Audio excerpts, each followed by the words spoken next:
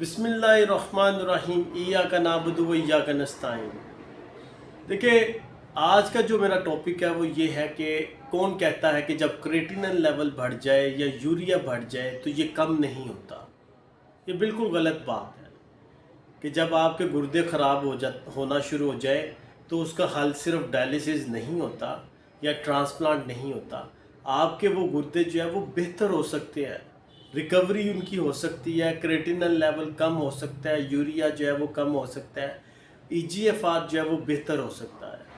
लेकिन ये सिर्फ होम्योपैथिक मेडिसिन्स के साथ हो सकता है।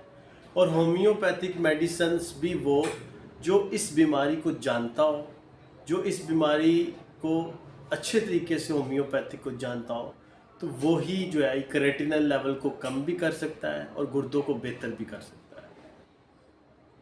क्योंकि मैं एक अरसे से जो है किडनी पे पेशेंट्स देख रहा हूँ। मेरे पास तकरीबन 12 साल से मैं गुर्दे के मरीज़ देख रहा हूँ। मेरे पास बहुत ज़्यादा पेशेंट्स हैं जिनके क्रिएटिनिन 14-14, 15-15 से मैं वापस लेके आऊँ। और कई पेशेंट्स जो हैं जिनका ईजीएफआर 5 था तो अल्हम्दुलिल्लाह किसी का 19 पे चला गया, किसी का 30 पे चला गया। कई पेशेंट्स के गुर्दे ठीक हो गए, कोई डायलिसिस से वापस आ गया। सिर्फ आपने ये 4 काम करने हैं। देखिए, सबसे पहले तो आपको जो होम्योपैथिक मेडिसिन हैं ये आपको रूटीन के साथ इस्तेमाल करनी पड़ेगी। जो मेरा तरीक़ाकार है कि मेरा बिल्कुल जो होम्योपैथिक में तरीक़ाकार है ट्रीटमेंट करने का वो बड़ा डिफरेंट है। मैं पेशेंट को कभी भी नहीं कहता कि जी 4 महीने के बाद आपका जो है इलाज, आपको रिकवरी मिलना शुरू हो जाएगी। मैं पेशेंट को हमेशा ये कहता हूँ कि आपको इंशाल्लाह 15 से 20 दिन में आपको रिकवरी मिलना शुरू हो जाएगी। और इसमें होम्योपैथिक में कोई स्टीरॉइड नहीं होता। सबसे पहले जो है इस चीज़ को आप समझें कि होम्योपैथिक स्टीरॉइड नहीं है मेडिसिन, ऑर्गेनिक मेडिसिन हैं। सिर्फ इसमें क्या होता है कि ये अर्क होते हैं, ये आपकी जड़ी बूटियों का अर्क होता है, वो हम लोग देते हैं। इसमें स्टीरॉइड की कोई मेडिसिन नहीं होती, ना कोई कैप्सूल्स होता है, ना कोई स्टीरॉइड होता है। तो 4 तरीके जो मैं आपको बताऊंगा वो ये हैं। पेशेंट को चाहिए कि होम्योपैथिक मेडिसिन अगर वो इस्तेमाल कर रहा है तो उसको प्रॉपर तरीके से इस्तेमाल करे, मेंटली तौर पे अपने आप को सेटिस्फाई करके मेडिसिन इस्तेमाल करे कि हाँ मुझे इस मेडिसिन से फ़र्क पड़ना है। नंबर 2, मेडिसिन के साथ आपको जो है एक्सरसाइज जो है वो लाजमी ही करनी है। अगर आप एक्सरसाइज नहीं करनी, कौन सी एक्सरसाइज करनी है, वो इसकी भी सिलेक्टिव एक्सरसाइज होती है।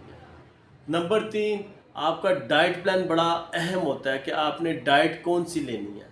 अगर आप अच्छी डाइट लेंगे इंशाल्लाह ताला आपकी जो किडनी है वो बेहतर होती जाएगी। अगर आप उसी तरह जो पहले की तरह डाइट नमक वाली, चिकनाई वाली या प्रोटीन वाली लेंगे तो आपके गुर्दे मज़ीद ख़राब होते जाएंगे।